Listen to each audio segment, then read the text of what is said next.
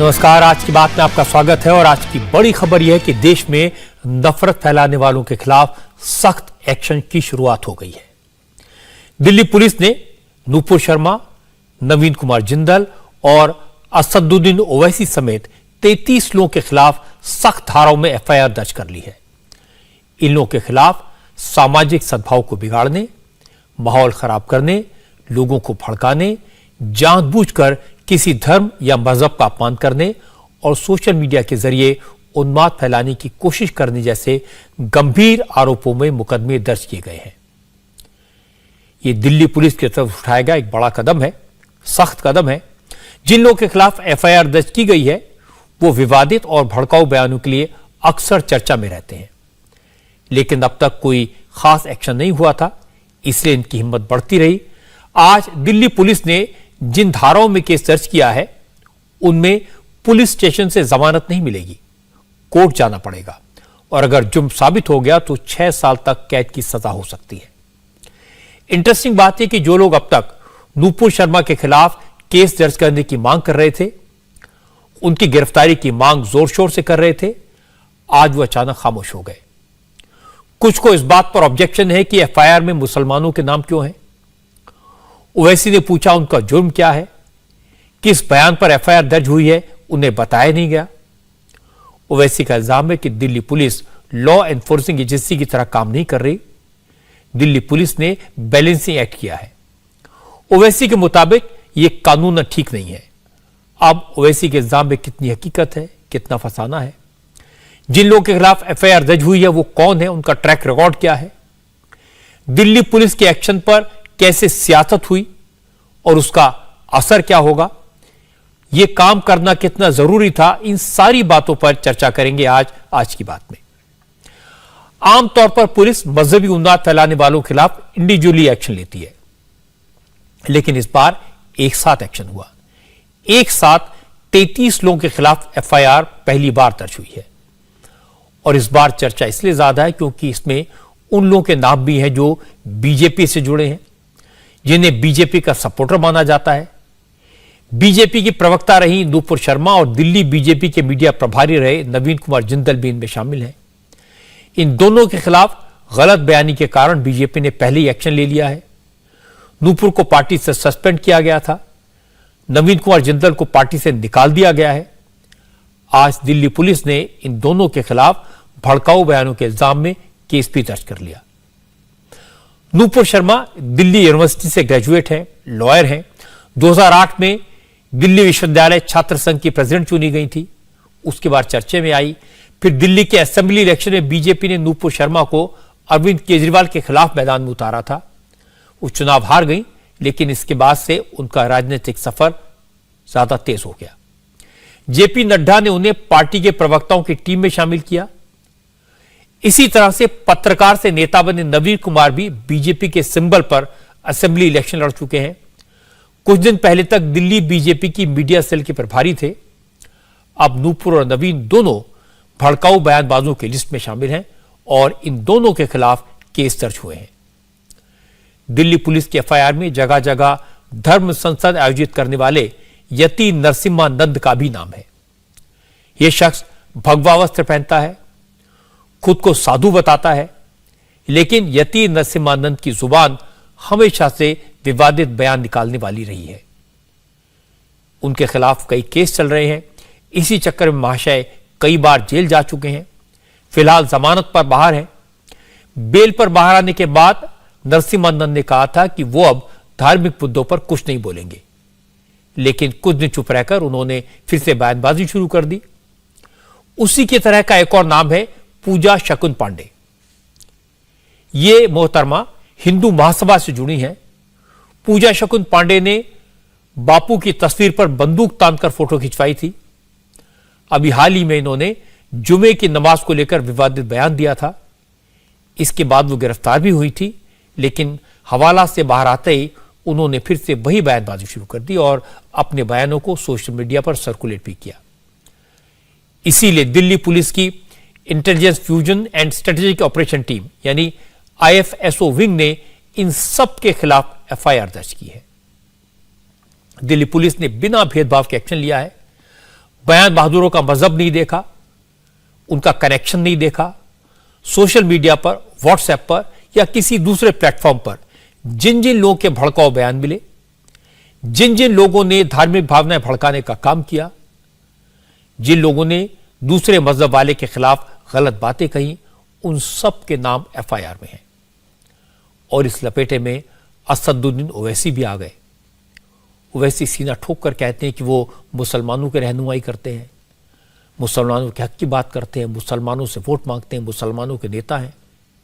वो जमकर आग उगलते हैं। इसीलिए ओवैसी के खिलाफ भी केस दर्ज किया गया। हालांकि ओवैसी साहब खुद बैरिस्टर हैं, ऑल इंडिया इत्तेहाद मुसलमीन के सरबराह हैं, 30 साल से सियासत में हैं। 1994 में पहली बार एमएलए बने थे, 4 बार एमपी चुने जा चुके हैं। अब उनकी पार्टी के विधायक तेलंगाना के अलावा बिहार और महाराष्ट्र में भी हैं। गुजरात में चुनाव लड़ने की तैयारी कर रहे हैं।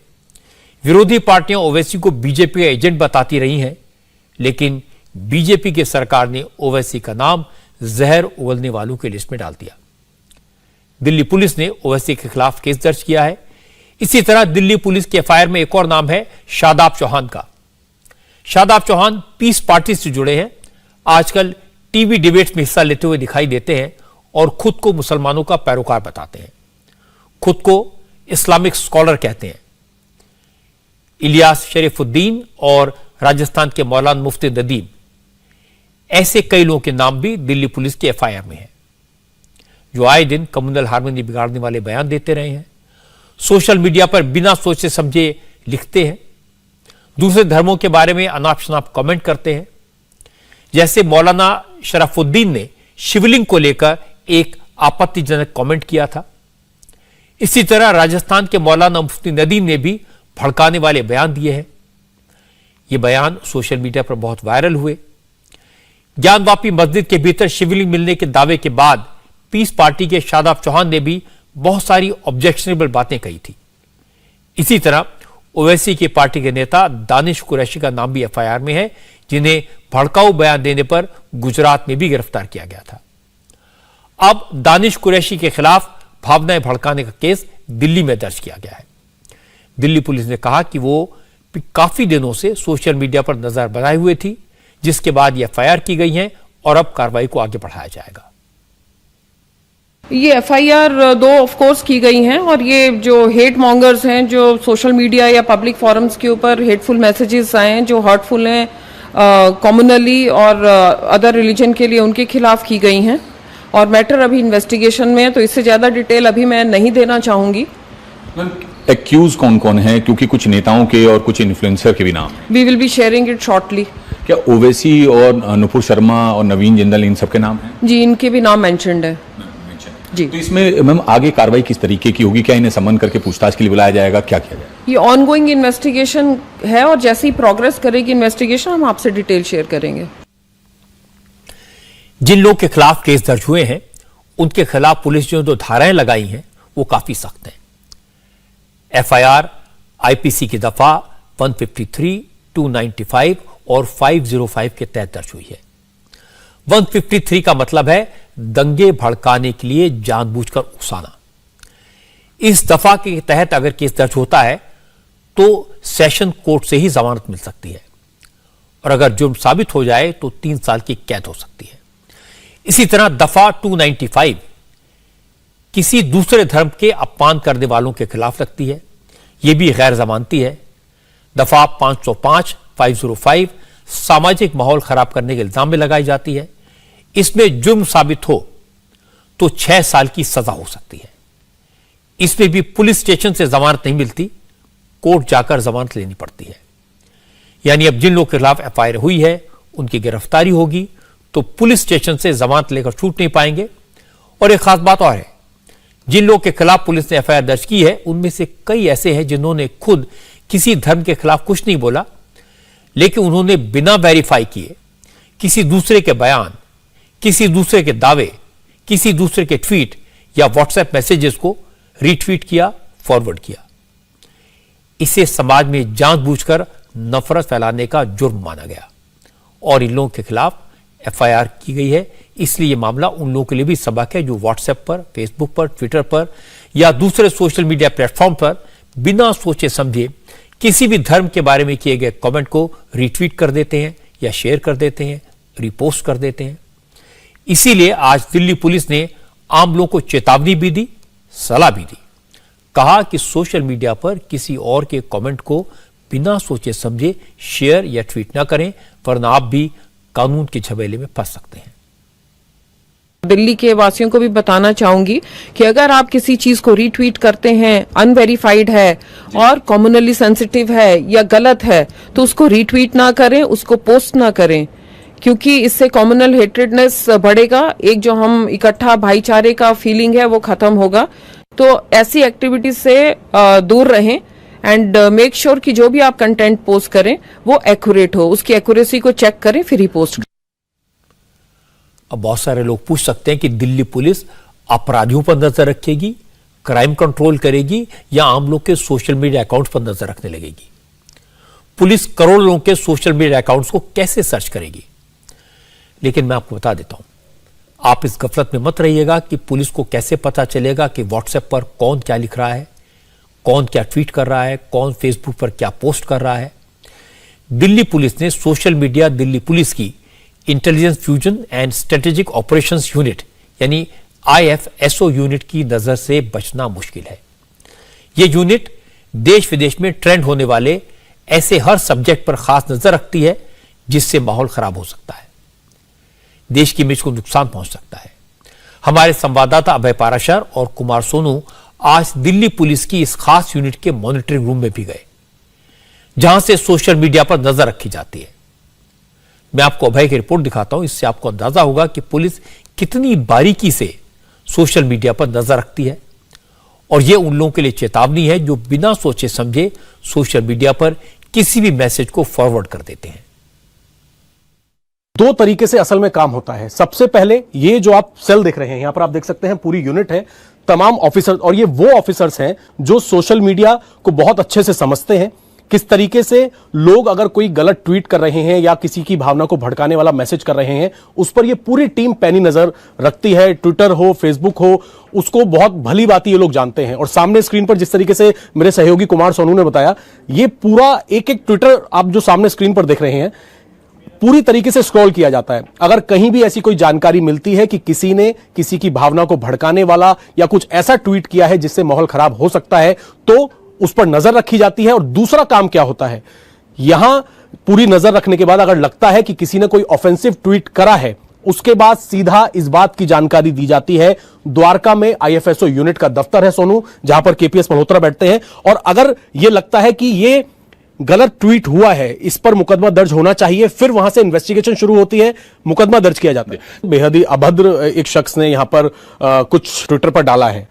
इस शख्स ने जो बोला है वो यहां पर मॉनिटर किया जा रहा है, और मॉनिटर करने के बाद इसने जिस तरह की शब्दावली का इस्तेमाल किया होगा उसे सीनियर अधिकारी बात करेंगे, IFSO यूनिट भेजा जाएगा, फिर इस व्यक्ति को सम्मन भेजा जाएगा, नोटिस भेजा जाएगा, ताकि इससे पूछताछ की जा सके। सोशल मीडिया पर कुछ भी गलत लिख रहे हैं, किसी के धर्म के खिलाफ लिख रहे हैं, तो ये पूरा सेंटर आप पर नजर बनाए हुए है और आप नहीं बच पाएंगे, आप पर मुकदमा दर्ज होना तय है। एक सेंटीमेंट जब आता है तो सोशल मीडिया से जब वायरल होता है तो पूरी दुनिया में फैलता है, तो उसमें किस तरह का वार्तालाप हो रहा है, किस तरह के लोग बात कर रहे हैं, तो उसको मॉनिटर करने के लिए हमने एक अपनी स्पेशल टीम का गठन किया है, ताकि हमें पता लगे कि लोगों को पुलिस के बारे में या जनरल जो हार्मनी या डिसहार्मनी फैल रही है कम्युनिटी में, हम उसको मॉनिटर कर सकें और इसके पीछे कौन सी ताकतें हैं या कौन लोग हैं जो ये कर रहे हैं।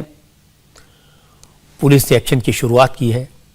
अब इन आरोपों को कोर्ट में साबित करना होगा, सबूत जुटाने होंगे, उसके बाद ही कोर्ट दोषियों को सजा दे पाएगा। लेकिन अब इस मुद्दे पर सियासत शुरू हो गई है। जो लोग कह रहे थे नूपुर शर्मा के खिलाफ केस दर्ज करो, अब वो कह रहे हैं कि केस दर्ज करने से क्या होगा, इनके खिलाफ केस दर्ज क्यों किया, उनके खिलाफ क्यों नहीं किया। तमाम तरह के सवाल उठाए जा रहे हैं। सबसे ज्यादा हाय तौबा मचा रही असदुद्दीन ओवैसी की पार्टी है, क्योंकि FIR में ओवैसी साहब का नाम है। जैसे ही FIR हुई तो सबसे पहले ओवैसी ने 11 ट्वीट करके पुलिस के एक्शन पर सवाल उठाए। असदुद्दीन ओवैसी ने कहा कि उन्हें तो पता नहीं है उनके कौन से एक्शन के खिलाफ, कौन से बयान के खिलाफ एफआईआर दर्ज हुई है, उनका जुर्म क्या है, ये उन्हें बताया नहीं गया। ओवैसी का इल्जाम है कि पुलिस बैलेंसिंग एक्ट कर रही है। ओवैसी के ट्वीट आए तो उनकी पार्टी के कार्यकर्ता झंडे लेकर, बैनर लेकर प्रोटेस्ट करने पहुंच गए। हालांकि दिल्ली पुलिस ने प्रदर्शन की परमिशन नहीं दी तो ओवैसी की पार्टी के लोग थोड़ी बहुत नारेबाजी और बयानबाजी करके लौट गए। एआईएमआईएम की दिल्ली यूनिट के अध्यक्ष कलीम अल हफीज ने कहा कि यह सब बीजेपी के लोगों को बचाने की कोशिश है। बीजेपी जिन लोगों ने गलत बयानी की, पहले उन्हें अरेस्ट किया जाए, उसके बाद किसी और पर एक्शन होता तो बात समझ में आती। ये तो मामले को दबाने की कोशिश है। उसका नेशनल स्पोक्स पर्सन और वो उनके नेशनल एग्जीक्यूटिव मेंबर, बॉडी का मेंबर भी हो, तो फ्रिंज कैसे हो सकता है? दूसरी बात, ये जो फ्रिंज एलिमेंट की बात कही है, ये एक एम्बेसडर ने कही है, जिसको कोई राइट नहीं है। Ambassador ministry of external affairs के अंडर में आता है, उसको पॉलिटिकल बयान देने का कोई अधिकार नहीं है। आखिर ये तो एक चाइना का मॉडल है या दूसरे जहां पे डेमोक्रेसी नहीं है वहां ऐसा होता है। जहां डेमोक्रेसी है वहां पे हुकूमत करने वाली पार्टी का नेशनल स्पोक्स पर्सन फ्रिंज नहीं हो सकता। यही इस हुकूमत, खासतौर से बीजेपी का तर्ज अमल है कि ये जब फंसते हैं तो अपने आप साइड पकड़ लेते हैं और उसको फ्रिंज एलिमेंट कह देते हैं। अब सवाल ये है कि हमारा जो मुतालबा है कि दिल्ली पुलिस इनको यूएपीए के अंदर में गिरफ्तार करे। दूसरा जो अभी सुबह सुबह मुझे खबर मिली है वो ये है कि जो लोग इनके खिलाफ आवाज उठा रहे हैं, दिल्ली पुलिस ने उनके खिलाफ एफआईआर कर ली है। उसमें कई लोग ऐसे हैं जो माइनॉरिटी कम्युनिटी से हैं, कई लोग ऐसे हैं जो मेजोरिटी कम्युनिटी से भी हैं। लेकिन नूपुर शर्मा और नवीन जिंदल को बचाने के लिए, बैलेंस करने के लिए दिल्ली पुलिस ने उनके खिलाफ एफआईआर की है। इस मामले में समाजवादी पार्टी के नेता और senior member of parliament Shafiqur Rahman Barq भी बोले। शफीकुर रहमान बर्क ओवैसी और दूसरे मुस्लिमों के खिलाफ केस दर्ज होने से खफा हैं। बर्क साहब ने कहा कि नूपुर शर्मा और नवीन कुमार जिंदल के खिलाफ एक्शन तो सही है, लेकिन पुलिस मुसलमानों पर केस क्यों दर्ज कर रही है? बर्क ने कहा कि देश में मुसलमानों के खिलाफ नफरत का माहौल बनाया जा रहा है और ये मुल्क के लिए ठीक नहीं है। हमारी कौम के साथ जो जुल्म और ज्यादती हो रही है, हमने उसको आज तक बर्दाश्त किया है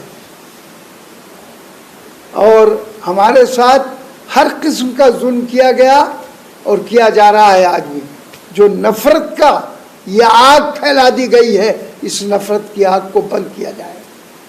जब तक देश के अंदर से नफरत बंद नहीं होगी, उस वक्त तक बहरहाल देश के लोग चैन की जिंदगी नहीं गुजार सकते। जो लोग बेगुनाह हैं उनको गुनहगार नहीं बनाना होगा, उनको उनके खिलाफ कोई कार्रवाई नहीं करनी होगी जो बेगुनाह है। लेकिन जो गुनाह कोई भी करे, अब पहले गुनाह तो किया है इन्होंने, नूपुर शर्मा और जिंदल वगैरह ने, अब आप सजाएं दे रहे हैं मुसलमानों को। अब मुसलमान अपने जज्बात का इजहार करता है तो बहरहाल वो कम से कम इतना तो हक है ही, हम देश में रहते हैं, हम भी देश के मालिक हैं। जो गुनाहगार हो उसके खिलाफ कार्रवाई होनी चाहिए। लिहाजा हमारी मांग है कि नूपुर शर्मा और जिंदल को फौरन गिरफ्तार करके उनको जेल भेजा जाए, उनके खिलाफ मुकदमा चलाया जाए। नूपुर शर्मा और नवीन जिंदल के खिलाफ कार्रवाई की मांग ममता बनर्जी ने भी की थी। जैसे ही केस दर्ज होने की खबर आई तो ममता बनर्जी ने ट्वीट किए, कहा कि वो कम्युनल टेंशन फैलाने वालों के खिलाफ है। बीजेपी पूरे देश को बांट रही है, बीजेपी देश को खत्म करना चाहती है। और इसके बाद ममता बनर्जी ने मीडिया से बात की, कहा कि सिर्फ एफआईआर से काम नहीं चलेगा, नूपुर शर्मा और नवीन जिंदल की गिरफ्तारी होनी चाहिए। लेकिन गौर करने वाली बात यह कि ममता ने ओवैसी के खिलाफ एफआईआर को गलत नहीं बताया, उन्होंने इसका जिक्र तक नहीं किया। ओवैसी का नाम लिए बगैर यह जरूर कहा कि हैदराबाद के कुछ नेता देश में कंफ्यूजन फैलाना चाहते हैं। I demand that these people, I don't want to mention their name because I hate to mention their name. No, I will not say I hate. I withdraw this. Hate word is extraordinary, is a bad word. I don't want to give any hate speech like that. But I want to tell, it is my humble regards and humble request. It is my strong voice. It will speak itself that arrest those who are planning to create communal tension in the country. BJP का party का नाम पे खाली band बजाने से देश नहीं बचेगा. They want to finish the country. BJP जो काम कर रहा है, देश को बर्बादी करने का काम कर रहा है, देश को खत्म करने का काम कर रहा है, देश को विभेद करने का काम कर रहा है. और इसमें क्या होता है, बस जो लोग like some leader from Hyderabad, you know, I don't want to mention the name, they want to create the confusion, they want to block at the road and all. The Bengalis, nothing is related to that. I think they should be arrested immediately and their safe place will be Tihar jail. और इसके बाद ममता ने मोदी के सबका साथ, सबका विकास और सबका विश्वास के नारे पर कमेंट किया.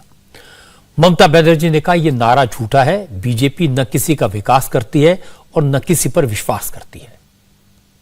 सबका साथ इसका होगा खाली बीजेपी का साथ, सबका विकास खाली बीजेपी का विकास. और क्या बताया हमने? 3 बताया.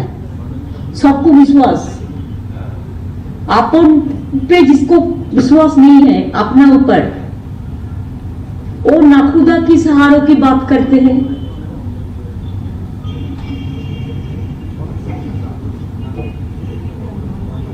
निगाहें जिनकी नहीं है उभरते सूरज पर और डूबते हुए तारों की बात करते हैं. नहीं है जिनकी भरोसा खुद अपनों फानों पर और नाखुदा की सहारों की बात करते हैं. लेकिन ये हमारा ये देश महान देश है. हमारा ये भी जिंदगी का कामयाबी है कि सरफरोशी का तमन्ना आज हमारा दिल में है. देखते हैं चोर किसका बजुए कतिल में है. यूनिटी का साथ डिसयूनिटी का लड़ाई अगर चले तो unity will be the winner and disunity will be just get lost. Mamata Banerjee ने देश की बात की, लेकिन शिवसेना और कांग्रेस ने पुलिस के एफआईआर को लेकर इंटरनेशनल लेवल की बात की. शिवसेना के प्रवक्ता संजय राउत ने कहा कि देश में सब कुछ ठीक ठाक चल रहा था, बीजेपी ने माहौल खराब कर दिया. अब अगर देश में नफरत की आग फैलती है, हमारे देश में कुछ गड़बड़ होती है, तो इसके लिए बीजेपी ही जिम्मेदार होगी. कौन जिम्मेदार है उसके लिए? इस देश में जो टेररिज्म बढ़ने जा रहा है या धमकियां मिल रही है, उसके लिए भारतीय जनता पार्टी जिम्मेदार है. देश में सब कुछ ठीक चल रहा था, लेकिन बीजेपी की जो प्रवक्ता है, भारतीय जनता पार्टी है, तो देश का माहौल बिगाड़ना चाहती है, 2 धर्मों में झगड़े लगाना चाहती है. लेकिन इस हद तक गया, फिर एक बार हिंदुस्तान को खतरा पैदा हुआ है. और उसके लिए अगर कुछ होता है इस देश में, तो उसके लिए सिर्फ और सिर्फ भारतीय जनता पार्टी जिम्मेदार है. भारतीय जनता पार्टी यानी देश नहीं है, मैं आपको बताना चाहता हूं. कांग्रेस की राय भी शिवसेना जैसी है. कांग्रेस के नेता राशिद अल्वी ने कहा कि बीजेपी नेताओं के खिलाफ एफआईआर दुनिया के तमाम देशों की नाराजगी को खत्म करने के लिए की गई है. ईरान की सरकार को मोदी सरकार ने नूपुर शर्मा के केस में सख्त एक्शन का भरोसा दिया है, इसलिए दिखावे के लिए मुकदमा दर्ज हुआ.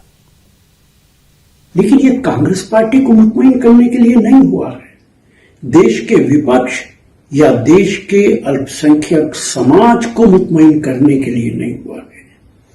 ईरान के फॉरेन मिनिस्टर, विदेश मंत्री हमारे देश के अंदर हैं. भारत सरकार ने उनको यकीन दिलाया है अभी कल परसों कि सख्त कार्रवाई इन लोगों के खिलाफ की जाएगी, इसलिए वो कार्रवाई की जा रही है. बीजेपी की सरकार को अपने लोगों, अपने अल्पसंख्यक समाज, अपने विपक्ष के नेताओं के जज्बात का कोई ख्याल नहीं है. विदेशी ताकतों के दबाव में यह कदम उठाया गया है और गिरफ्तारी अभी भी नहीं हुई है. 15 दिन के बाद एफआईआर हो रही है और गिरफ्तारी नहीं की जा रही है. इससे पता चलता है कि बीजेपी की सरकार की क्या मानसिकता। इस मुद्दे पर भारत सरकार ने अपनी मानसिकता और अपनी नीति को साफ साफ लफ्जों में बताया। विदेश मंत्रालय ने यह क्लियर कर दिया कि एनएसए अजीत डोवल की ईरान के विदेश मंत्री के साथ बातचीत में नूपुर शर्मा के बयान का मुद्दा नहीं उठा। इसके अलावा जिन देशों ने इस मुद्दे पर बयान दिए थे उन सभी देशों को भारत सरकार ने बता दिया है कि इस तरह के बयान भारत सरकार की राय को रिफ्लेक्ट नहीं करते। इस तरह के बयानों से सरकार का कोई लेना देना नहीं है। विदेश मंत्रालय के प्रवक्ता ने कहा कि नूपुर शर्मा और नवीद जिंदर के खिलाफ जो एक्शन हुआ वो दिल्ली पुलिस का एक्शन है, इससे विदेश मंत्रालय का कोई लेना देना नहीं है। यह कार्रवाई किसी के प्रेशर में आकर नहीं की गई। ये हमने इसमें क्लियरली कहा है कि ये व्यूज जो हैं ये do not reflect the views of the government. ये हमारे क्या कहूं, इस तरह के जो हमने स्पष्ट कर दिया था कि ऐसे विचारें हमारे गवर्नमेंट की व्यूज नहीं है। ये does not reflect the views of the government. और हमारे इंटरलोक्यूटर्स को भी बताया था और ये भी कहा गया था कि संबंधित पक्षों द्वारा उन लोगों के खिलाफ कार्रवाई की गई है। जो बताया गया उन्होंने हमने बाहर कर दिया। हमने स्टेटमेंट दिए, हमारे एम्बेसीज की तरफ से स्टेटमेंट दी है, कुवैत में भी, कतर में भी, और कुछ हमारे कमेंट्स बाकी देशों के या गुट से आए थे। तो कहा है कि बताया गया, हम तो इसीलिए ऑफिशियली स्टेटमेंट दिया, उस स्टेटमेंट से ही जाइए। वो हमने कहा है, उनको जो कहा है उस स्टेटमेंट पे उसी तरह से दोहराया गया है। विदेश मंत्रालय ने साफ कहा कि हमारी विदेश नीति पर किसी दूसरे मुल्क का कोई दबाव नहीं है, कोई प्रेशर नहीं है। एक बार के लिए मान भी लिया जाए कि पुलिस ने किसी के प्रेशर में आकर एफआईआर दर्ज की या किसी के कहने से की, लेकिन क्या यह कोई मसला है? अच्छी बात यह कि दिल्ली पुलिस ने एफआईआर दर्ज की है। अब तक जाने माने लोग आपत्तिजनक बयान देते थे और उन्हें कोई कुछ नहीं कहता था। ये लोग लाइव टीवी डिबेट्स में दूसरों को चोट पहुंचाने वाली बातें कहते थे, उन्हें कोई रोक नहीं पाता था और बदनामी टीवी चैनल्स की हो रही थी। अब कम से कम इस बात का डर तो होगा कि अगर किसी की धार्मिक भावना को चोट पहुंचाई तो पुलिस पकड़ने आ जाएगी। अब उल्टे सीधे बयान देने वालों को इस बात का एहसास होगा कि बोलने की आजादी किसी मजहब को गाली देने के लिए नहीं होती। सच तो यह है कि इस काम में हिंदू और मुसलमान दोनों पक्ष के लोग शामिल हैं। दोनों तरफ के लोग नफरत फैलाने के लिए, आग भड़काने के लिए सबसे ज्यादा इस्तेमाल सोशल मीडिया का करते हैं। सब जानते हैं कि सोशल मीडिया ऐसा मीडियम बन गया है जिस पर कंट्रोल करना मुश्किल होता है। यहां मैसेजेस बड़ी तेजी से फैलते हैं और जो मैसेज जितना नेगेटिव होता है वो उतनी ही तेजी से वायरल होता है। इसका फायदा सबसे ज्यादा वो लोग उठाते हैं जिनकी समाज में अपनी कोई स्टैंडिंग नहीं है, अपनी कोई हैसियत नहीं है, जिन्हें हम फ्रिंज एलिमेंट्स के नाम से जानते हैं। ऐसे लोगों को पकड़ना और भी मुश्किल होता है और इसके कुछ एग्जाम्पल आज ही सामने आए। कानपुर में एक हफ्ते पहले हुई हिंसा के कारण वैसी ही टेंशन है। पुलिस और पैरामिलिट्री फोर्स से तैनात हैं, दफा 144 लागू है। इसी दौरान कुछ लोग माहौल को और खराब करने की कोशिश में लगे हैं। सोशल मीडिया पर कानपुर का एक वीडियो वायरल हुआ। एक जनाब खुद को हिंदुत्व का ठेकेदार बताते हुए सड़क पर निकले और पटरी पर कपड़े बेचने वाले एक मुस्लिम बुजुर्ग से बदसलूकी करने लगे। ये जनाब अपना वीडियो भी बनवा रहे थे और इसके बाद इस शख्स ने यह वीडियो खुद ही सोशल मीडिया पर पोस्ट भी कर दिया, जिससे इरादा बिल्कुल साफ जाहिर हो गया। ये जो तस्वीर आप देख रहे हैं कानपुर के गोविंद नगर इलाके की है। यह एक शख्स फुटपाथ पर सामान बेच रहे मुस्लिम बुजुर्ग को दुकान हटाने को कह रहा है। पता चला कि बुजुर्ग को धमका रहे शख्स का नाम तुषार शुक्ला है और वो हिंदू समन्वय समिति की युवा मोर्चा का अध्यक्ष है।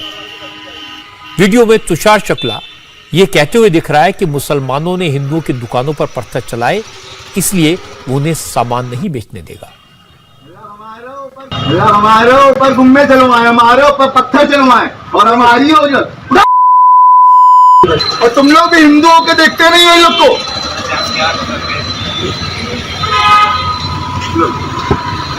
हम लोग क्या दुकान लाने के लिए हम कह रहे तो बाजार लगाएंगे आज लोग। तुषार शुक्ला समझ रहे थे कि उन्होंने एक बुजुर्ग मुसलमान को पटरी से उठाकर उनकी दुकान बंद करवाकर बहुत बहादुरी का काम किया। वो सोच रहे थे इससे हिंदुत्व का बहुत भला होगा। तुषार शुक्ला ने अपनी बहादुरी का वीडियो सोशल मीडिया पर अपलोड किया और पुलिस की नजर इस वीडियो पर पड़ गई। पुलिस बिना देर किए तुषार शुक्ला के ठिकाने पर पहुंच गई। जनाब गिरफ्तार हो चुके हैं, हवालात की हवा खा रहे हैं और पुलिस ने इनकी अच्छे से सेवा भी की है। इसके बाद कानपुर रेंज के joint police commissioner Anand Prakash Tiwari ने कहा, ऐसी हरकत करने वाला किसी भी धर्म का हो, किसी भी मजहब का हो, उसे बख्शा नहीं जाएगा। पुलिस ऐसी कार्रवाई करेगी कि वो जिंदगी भर याद रहे। इसी तरह का एक और वीडियो वायरल हो रहा है, आप हो सकता है आपने भी देखा हो। जांच में पता चला ये वीडियो गोंडा के खरगूपुर गांव का है। गांव में चंदा मांग रहे कुछ फकीरों को गांव के सिरफेरे ने पकड़ लिया। कुछ और गांव वाले भी वहां गए। उन्होंने पैसा मांग रहे लोगों से आधार कार्ड मांगे। जब ये लोग आधार कार्ड नहीं दिखा पाए तो इन लोगों के साथ बदसलूकी शुरू हुई। पहले इनके साथ धक्का मुक्की हुई, फिर इनसे उठक बैठक करवाई और इन्हें जमकर अपमानित किया गया। भाई जन गलती होएगा भी तो कान पकड़ पहले वो कान पकड़ दो आए बैठक मारो मतलब गलती ना होई अब ना होई भैया चलो तुम्हारा पंडित के गांव कहूं ना जा बैठक मार। गांव वालों ने ये वीडियो रिकॉर्ड किया था और खुद ही सोशल मीडिया पर पोस्ट किया। पुलिस का काम आसान हो गया। पुलिस ने फकीरों के साथ बदतमीजी करने वाले शख्स को गिरफ्तार करके जेल भेज दिया है।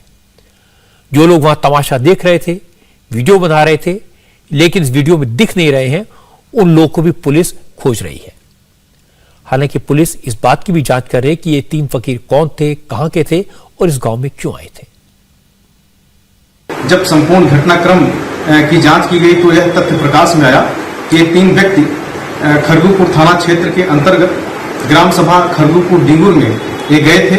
वहां के कुछ स्थानीय लोगों द्वारा इनके बारे में पूछताछ की गई, इनके नाम पता जानने की कोशिश की गई, तो इस पे इनके द्वारा कोई स्पष्ट जवाब नहीं दिया गया।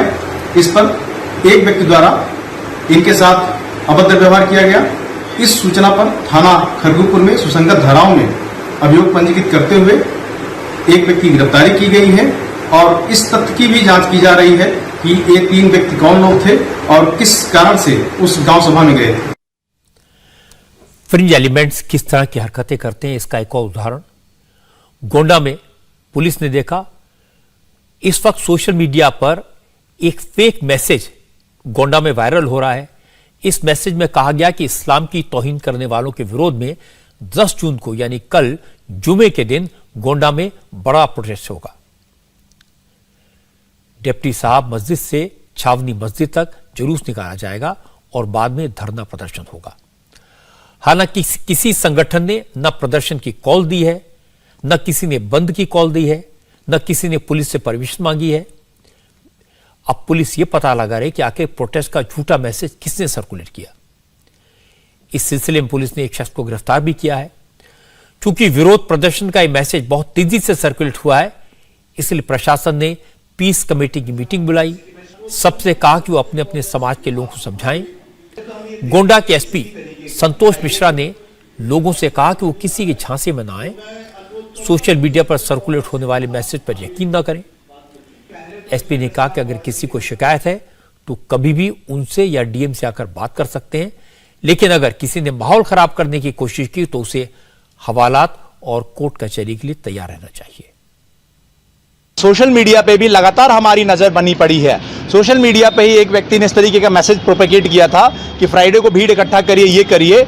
इस पर तत्काल मुकदमा पंजीकृत कर लिया गया है और उसके खिलाफ कार्रवाई करने के निर्देश भी दिया गया है। मैसेज बहुत क्लियर है, चाहे पब्लिक हो, उनका भी ये मैसेज है कि जनपद गोंडा में किसी भी तरीके से अमन चैन खराब नहीं होने देंगे।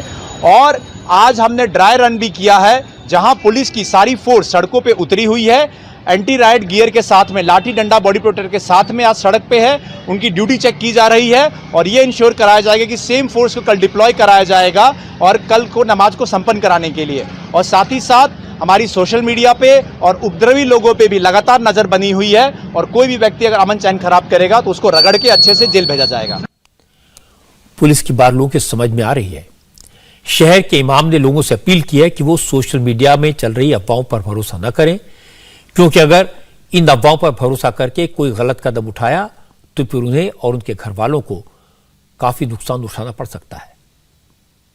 मैं उनसे गुजारिश करूंगा, सोशल मीडिया पर जो लोग झूठी अफवाह फैलाते हैं वो हरगिज़ अफवाह न फैलाएं। सख्त हमारे कप्तान साहब ने भी हिदायत दी है, उनके खिलाफ सख्त से सख्त उनको सज़ा दी जाएगी, उनके खिलाफ FIR होगा। इसलिए ऐसा कोई कदम ना उठाएं जिससे उनको जेल की सलाखों में रहना पड़े और उनके घर वालों को काफ़ी दुश्वारी का सामना करना पड़े। फ्रिंज एलिमेंट्स की हरकत का एक और उदाहरण देखिए। गोंडा की तरह उन्नाव में भी शरारत करने की कोशिश हुई। हालांकि यहां जुलूस निकालने की नहीं बल्कि जुमे के दिन बाजार बंद करने का पोस्टर लगा दिया गया। कानपुर में पिछले जुमे की नमाज के बाद हिंसा हुई थी, उसके पहले भी इसी तरह बाजार बंद करने के पोस्टर लगाए गए थे। इसलिए जैसे ही बंद की कॉल का पोस्टर लगने की बात सामने आई तो उन्नाव का प्रशासन चौकन्ना हो गया। सबसे पहले पुलिस ने वो पोस्टर हटाए, इसके बाद जांच शुरू की। हालांकि अब तक ये पता नहीं लगा कि पोस्टर किसने लगाए थे। आज हमारी संवाददाता रुचि कुमार उन्नाव के उस मोहल्ले में गई जहां ये पोस्टर लगाए गए थे। उस शख्स के बात की जिसके घर के बाहर ये पोस्टर लगा था। मोहल्ले वालों का कहना है कि पोस्टर लगाने वालों के बारे में उन्हें जानकारी नहीं है, लेकिन बाजार बंद करने का कोई सवाल ही नहीं पैदा होता। हिंदू और मुस्लिम समाज के लोग यहां मिलजुल कर दुकान लगाते हैं और किसी तरह का कोई झगड़ा नहीं है। उन्नाव का ये कैसरगंज इलाका है, पतली पतली गलियां हैं, घनी आबादी वाला इलाका है और ये कोने में फैज मोहम्मद का ये मकान है। इसी मकान पर एक पोस्टर चिपका हुआ सुबह मिलता है जिसमें 10 जून यानी शुक्रवार को उन्नाव में बाजार बंद का आह्वान किया गया था। क्या लगता है किसी ने माहौल खराब करने के लिए ये लगाया? अब ये लगाया तो इससे तो यही लग रहा कि कोई बाहरी शख्स है, मोहल्ले का कोई ऐसा वो नहीं है। आपस में बातचीत है, आपस में बातचीत हो रही है। अभी देखिए यही दुकान है, ये दे रहे हैं, हिंदू दे रहे हैं, वो देखिए वो हज्जाम हिंदू है। आप अपनी दुकान जो किराए पे दे रहे हैं? जी, बगल में हमारे हिंदू हैं, ये देखिए बगल में हिंदू हैं। एक पोस्टर लगा हुआ था, वही पोस्टर निकाल के हमने जो है पान वाले को दिया कि हमने कहा वो जो है मोबाइल द्वारा जो है सबको जानकारी हो जाए। कहाँ लगा था पोस्टर? यहाँ दीवार में लगा हुआ था। बताओ, दीवार में लगा हुआ था, वो सामने यहाँ सीढ़ी लगी दीवार पे लगा हुआ था। पीछे दीवार पे लगा था। तो आपने देखा उसको, पढ़ा तो क्या पढ़ा उसमें? उसमें यही था साप्ताहिक बंदी के बाद वो लिखा हुआ था कि जो है 10 तारीख को मार्केट बंदी रहे। फिलहाल यहाँ पे CCTV नहीं लगा है, आगे घर में CCTV लगा है लेकिन वो खराब है, इसलिए ये पता नहीं चल पा रहा है कि आखिर कौन रात में यहाँ पर आया और यहाँ पर इस जगह पर ये आपको जो निशान दिखाई दे रहा है इस जगह पर पोस्टर लगा के भाग गया। ये कौन था, इसके पीछे कौन, किसकी साजिश है, फिलहाल पता नहीं चल पाया है। पुलिस पूरे मामले की पड़ताल कर रही है। बंद की कॉल के फर्जी पोस्टर की बात सामने आई तो उन्नाव के DM रविंद्र कुमार ने पीस कमेटी की मीटिंग की। सभी लोगों ने प्रशासन को भरोसा दिया कि वो इस तरह की शरारत पर न खुद यकीन करेंगे न और लोगों को अवेयर करेंगे, समझाएंगे उनको। उन्नाव के DM ने कहा कि ये पोस्टर किसी की शरारत लगती है, इसके बावजूद पुलिस पूरी तरह मुस्तैद है। पुलिस ने कई मोहल्लों में गश्त तेज की है और लोगों को यह बता दिया कि अगर किसी ने शहर का अमन चैन खराब करने की कोशिश की तो फिर सख्त कार्रवाई की जाएगी। उन्नाव में एक पोस्टर जो किसी लगता है कि शरारती तत्व द्वारा कहीं पे लगा दिया गया गली में। उसके बाद सभी धर्मगुरुओं से बात की गई है, सभी जो भी मस्जिदों के हैं व्यवस्थापकों से बात की गई है। ऐसा किसी प्रकार का कोई भी जानकारी नहीं मिली। सब लोग पूरी तरीके से शांतिपूर्ण तरीके से जैसे दिनचर्या चलेगी। और यदि कोई खुराफात होती है या कोई ऐसा कार्रवाई करता तो मैसेज बहुत क्लियर है, बहुत सख्त कार्रवाई की जाएगी। उन्नाव के मौलाना और इस्लामिक स्कॉलर भी इन पोस्टर्स को ज्यादा सीरियसली नहीं ले रहे। उनका कहना है कि शरारती तत्वों की तरफ से पोस्टर लगा दिए गए हैं, शहर के लोग इस पर ध्यान नहीं देंगे और बाजार बंद होने का तो सवाल ही नहीं है। उन्नाव के अंदर कुछ पोस्टर्स वगैरह लगाए गए हैं जिसमें फ्राइडे के दिन मार्केट बंद करने का अनाउंसमेंट किया गया है। तो पहले तो मैं ये बात बता दूं कि किसी भी मुस्लिम संगठन की तरफ से उन्नाव के न हमारे और न किसी मुस्लिम संगठन की तरफ से इस तरीके का कोई अनाउंसमेंट किया गया है मार्केट बंद करने का। ये किसी ने शरारत करी है, शरारती तत्वों का ये काम है और पब्लिक से मेरी गुजारिश है कि इस पे कतई ध्यान मत दीजिए। आप जिस तरीके से कारोबार रोज करते वैसे करिएगा और ये पोस्टर्स लगा करके किसी ने आपसी सौहार्द को और गंगा जमनी तहजीब को जो है वो खराब करने की कोशिश करी है, मगर ऐसा होगा नहीं इंशाअल्लाह ताला। हमारे यहाँ की आवाम इतनी बेवकूफ़ नहीं है कि एक पोस्टर लग गया किसी तंजीम की तरफ से नहीं, किसी जिम्मेदार की तरफ नहीं, वो दुकान बंद कर देंगे। इतनी जल्दी दुकान वहाँ नहीं बंद होने वाले हैं। दुकान हम लोगों ने अपील की है कि दुकान अपनी जैसे खोलते हैं वैसे दुकान खोलिए, जुमा की नमाज पढ़िए, नमाज पढ़ के अपने घरों को जाइए। ये साजिश है माहौल ख़राब करने के लिए। बहुत सारे लोग हर जगह होते हैं तो चाहते हैं माहौल ख़राब हो जाए। आप उस पोस्टर के शब्द को देखें, ये शब्द जो कि एक मुसलमान नहीं लिखता। छोटे मोटे लोग भी अपनी शरारत से कितना तनाव पैदा कर देते हैं, कितना डर पैदा करते हैं, आपने देखा। चाहे गोंडा हो या फिर उन्नाव हो, सब जगह जुमे की नमाज के बाद पैदा होने वाली सिचुएशन को लेकर टेंशन है।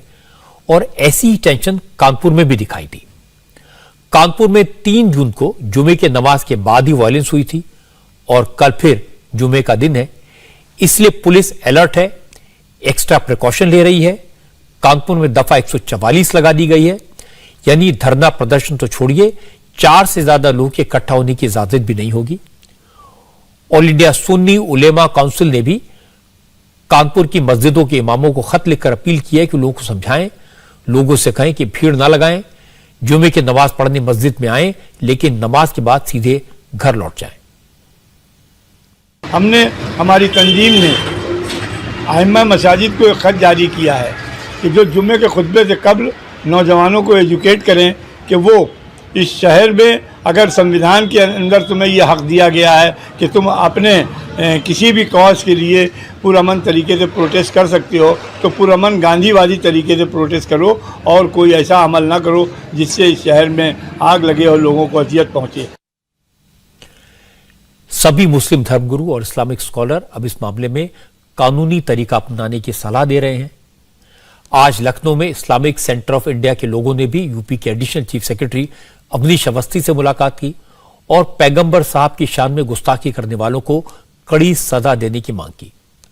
मौलाना खालिद रशीदी फिरंगी महली ने कहा कि सरकार को ऐसा कानून बनाना चाहिए जिससे कोई भी शख्स किसी भी धर्म के ईश्वर या पैगंबर के बारे में अपमानजनक भाषा न बोल सके। कि नबी पाक सल्लल्लाहु अलैहि वसल्लम की शान में गुस्ताखी करने की जो लोग कोशिशें मुसलसल कर रहे हैं, उनके खिलाफ सख्त से सख्त कानूनी कार्रवाई को यकीनी बनाया जाए। और इस मेमोरेंडम में इस बात का भी मुतालबा किया गया है कि हुकूमत उत्तर प्रदेश एक ऐसा सख्त कानून बनाए जिसमें कि कोई भी शख्स अगर किसी भी मजहब या किसी भी मजहबी शख्सियत के खिलाफ कोई भी गुस्ताखी करने की कोशिश करता है तो उसको सख्त से सख्त सजा दी जा सके। मेरी सबसे यही अपील है कि किसी भी तरीके से कानून को अपने हाथ में ना लिया जाए और हर तरीके से अमन व अमान कायम रखा जाए।